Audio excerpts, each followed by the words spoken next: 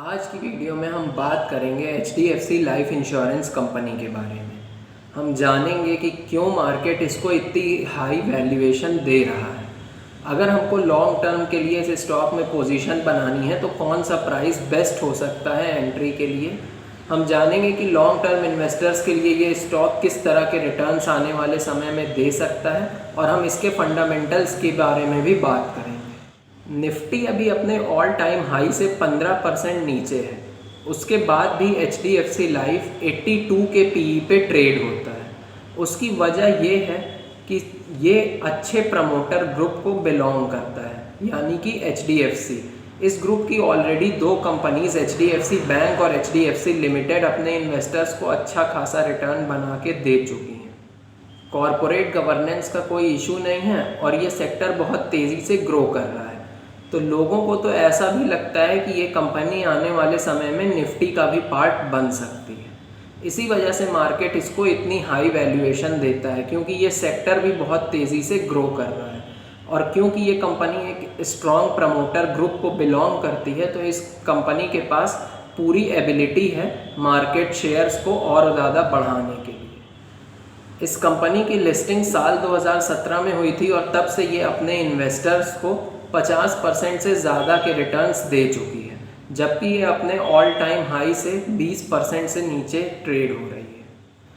तो यही कुछ वजह हैं जिन वजह से मार्केट इसको इतनी हाई वैल्यूएशन देता है।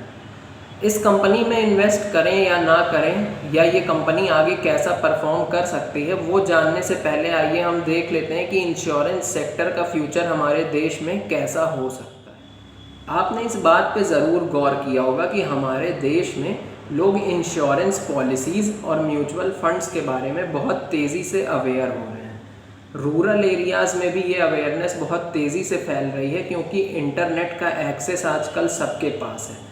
तो जब सोर्स ऑफ इंफॉर्मेशन सबके पास हो गया है, तो हर कोई इस सेक्टर में बहुत तेज़ी से एक्टिव होना शुरू हो गया है। एनालिस्ट्स का तो ये भी मानना है कि आने वाले समय में इस सेक्टर में बहुत ज़्यादा पैसा आने वाला है, क्योंकि लोग जैसे जैसे अपनी सेविंग्स को फाइनेंशियल एसेट्स में रखना शुरू करेंगे, इंश्योरेंस कंपनीज़ और एसेट मैनेजमेंट कंपनीज़ उसकी सबसे बड़ी बेनिफिशियरी होने वाली है। ये सेक्टर इतना ज़्यादा अंडर पेनिट्रेटेड है कि अगर आप देखें तो हमारे देश में हर 40 लोग जो कि इंश्योरेंस पॉलिसीज़ खरीद सकते हैं, उनमें से बस एक इंसान हर साल इंश्योरेंस पॉलिसी खरीदता है।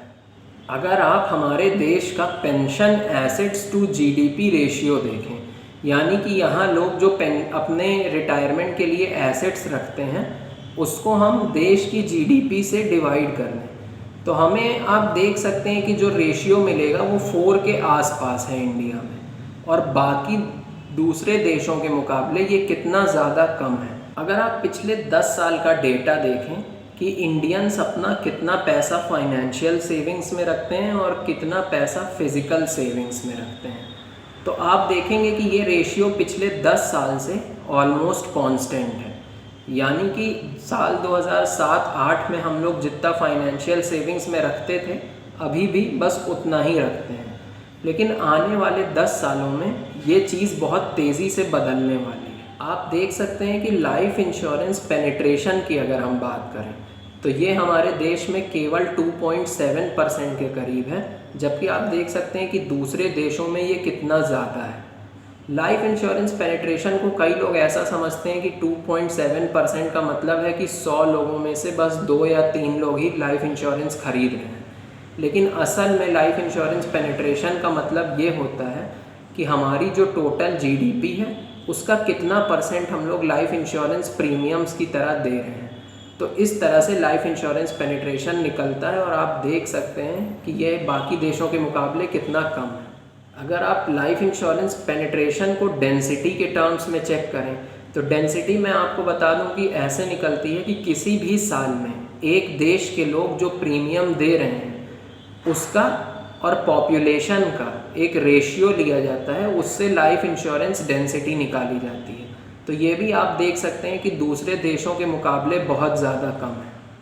तो हमने अभी तक जितनी भी चीज़ें देखी, ये सब चीज़ें ये दिखाती हैं कि हमारे देश में लाइफ इंश्योरेंस का बहुत कम पेनिट्रेशन है और आने वाले समय में ये मार्केट बहुत ज़्यादा तेज़ी से ग्रो करने वाली है। तो हमें इस सेक्टर में बस इतना करना है कि ऐसी कंपनी ढूंढनी है जो पहले एक अच्छा खासा मार्केट शेयर ग्रैब करे, फिर अगर वो उस मार्केट शेयर को इंक्रीज़ नहीं कर पा रही है तो कम से कम मार्केट शेयर को लूज़ ना करे, क्योंकि पूरा सेक्टर ही तेज़ी से ग्रो होगा। तो अगर मार्केट शेयर फिक्स्ड भी रहेगा तब भी कंपनी एक अच्छे रेट से ग्रो हो जाएगी और इन्वेस्टर्स को अच्छा रिटर्न बना के दे पाएगी। तो इस क्राइटेरिया पे हमें 2 ही कंपनी ऐसी लगती हैं जो अपने मार्केट शेयर को गेन कर पाएंगी और लूज़ नहीं करेंगी। वो HDFC लाइफ है और SBI लाइफ है। लाइफ इंश्योरेंस सेक्टर की अगर हम बात करें तो आइए हम इस कंपनी के बारे में और जानने की कोशिश करते हैं। हम इसके फंडामेंटल्स की बात करते हैं। अगर हम HDFC लाइफ के टोटल प्रीमियम की ग्रोथ की बात करें तो वो 18% CAGR से ग्रो हो रही है। प्रीमियम होती क्या है? कोई भी कस्टमर जब किसी लाइफ इंश्योरेंस कंपनी से अपने लिए लाइफ इंश्योरेंस खरीदता है तो खुद को इंश्योर्ड रखने के लिए वो हर महीने कुछ ना कुछ सम कंपनी को देता है। वही पैसा जो कस्टमर हर महीने कंपनी को देता है वही प्रीमियम कहलाता है। अगर आप इनकी टोटल न्यू प्रीमियम ग्रोथ की बात करें तो आप देख सकते हैं कि वो 28% CAGR से ग्रो हो रही है। न्यू बिजनेस प्रीमियम का मतलब ये है कि हर साल कंपनी कुछ ना कुछ नए कस्टमर्स एक्वायर करती है। तो इस साल आए हुए नए कस्टमर्स के थ्रू जो प्रीमियम आएगी वो न्यू प्रीमियम कहलाएगी। तो इसमें 28% CAGR की ग्रोथ कंपनी दिखा रही है। पहले हर 10,000 लोग जो कि कंपनी से लाइफ इंश्योरेंस खरीदते थे उसमें से 365 लोगों को कोई ना कोई शिकायत कंपनी से रहती थी। तो कंपनी उस कंप्लेन का डेटा अपने पास रखती थी। लेकिन अब अगर आप देखें तो वो कंप्लेंट्स कम होके हर 10,000 पॉलिसी पे केवल 60 के आसपास रह गई हैं। तो ये दिखाता है कि कंपनी की ऑपरेशनल इफ़िशियंसी काफ़ी अच्छी हो गई है। अगर आप इनके नंबर ऑफ़ लाइव्स इंश्योर्ड के डेटा को देखें तो आप देखेंगे कि वो 5.1 करोड़ के आसपास पहुंच गया है और इसमें 73% CAGR की ग्रोथ कंपनी दिखा रही है। इसका मतलब ये है कि कंपनी अभी तक कितने सारे लाइफ इंश्योरेंस प्लान्स बेच चुकी है। FY19 तक ये 51 मिलियन के करीब हुआ करता था और अब बढ़ के ये 61 मिलियन के करीब हो गया है। तो इसमें अभी भी एक अच्छी ग्रोथ देखने को मिल रही है और ये अब 43% CAGR से ग्रो कर रहा है, जबकि इस साल हमारे देश में एक अच्छा खासा इकोनॉमिक स्लोडाउन भी था। उसके बाद भी कंपनी ने अच्छे खासे लाइफ इंश्योरेंस प्लान्स बेचे हैं। अगर आप देखें तो कितने सारे बैंक्स, NBFCs और स्मॉल फाइनेंस बैंक्स के थ्रू कंपनी अपने पॉलिसीज़ को बेचती है। ये दिखाता है कि कंपनी के पास एक बहुत बड़ा डिस्ट्रीब्यूशन नेटवर्क है अपने लाइफ इंश्योरेंस प्लान्स को बेचने के लिए। कंपनी ऑनलाइन इतने सारे प्लेटफॉर्म्स के हेल्प से अपने पॉलिसीज़ को बेचती है। ये दिखाता है कि कंपनी ने ऑनलाइन भी एक अच्छी प्रेजेंस बना रखी है और अपने कस्टमर्स को डिजिटली भी ये सर्व कर रही है। अगर आप देखेंगे तो कंपनी व्हाट्सएप के थ्रू भी अपने कस्टमर की क्वेरीज़ को सॉल्व करती है। तो ये दिखाता है कि कंपनी टेक्नोलॉजी पे काफ़ी ज़्यादा फोकस्ड है। कंपनी का ROE, ROCE और पिछले 3 साल की सेल्स ग्रोथ तीनों ही 25% के ऊपर हैं, जो कि बहुत ही ज़्यादा पॉजिटिव साइन है कंपनी के लिए। आप देखें तो कंपनी साल 2013 से अभी तक में अपने सेल्स को काफ़ी अच्छे से इंक्रीज़ करी है और कंपनी का EPS भी 2.5 रुपये के करीब से बढ़ के 6.5 रुपये के करीब आ गया है, जो कि इतनी बड़ी कंपनी में एक काफ़ी अच्छी ग्रोथ मानी जाएगी।